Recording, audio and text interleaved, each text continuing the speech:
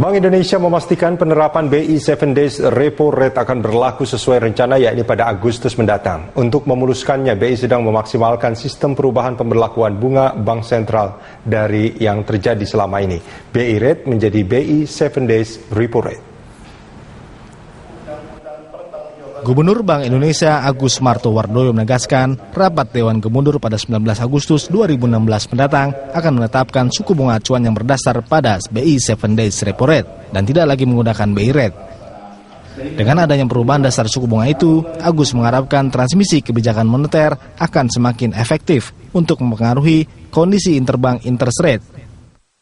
Bank Sentral juga ingin meyakinkan para pemangku kepentingan ekonomi, baik di dalam maupun luar negeri, terhadap kondisi fundamental ekonomi makro nasional. Dan kita harapkan dengan kita menggunakan 7 Days Reverse Repo Rate, itu transmisi kebijakan moneter kita akan semakin efektif untuk mempengaruhi kondisi interbank interest rate. Jadi yang kami ingin sampaikan adalah sekarang kita mau meyakinkan semua stakeholders di dalam negeri maupun di luar negeri memahami hal itu. Pengamat ekonomi Afulani menilai kebijakan repo rate yang ditetapkan oleh Bank Indonesia sudah tepat. Menurutnya, selain untuk memperdalam pasar keuangan, repo rate juga dapat membantu perbankan guna menampung dana repatriasi agar situasi perbankan tetap terjaga.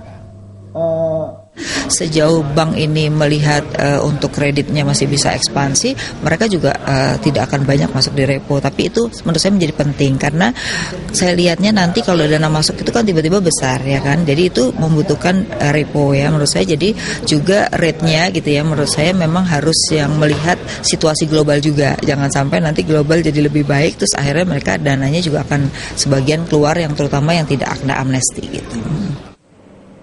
Kebijakan BI 7 Days Repo Rate rencananya berlaku per tanggal 19 Agustus 2016. Nantinya suku bunga acuan Bank Indonesia akan ekuivalen pada level 5,25%. BI memastikan rencana transmisi tersebut tetap berada di jalurnya dan akan terus berjalan sesuai rencana sebagaimana yang telah ditetapkan.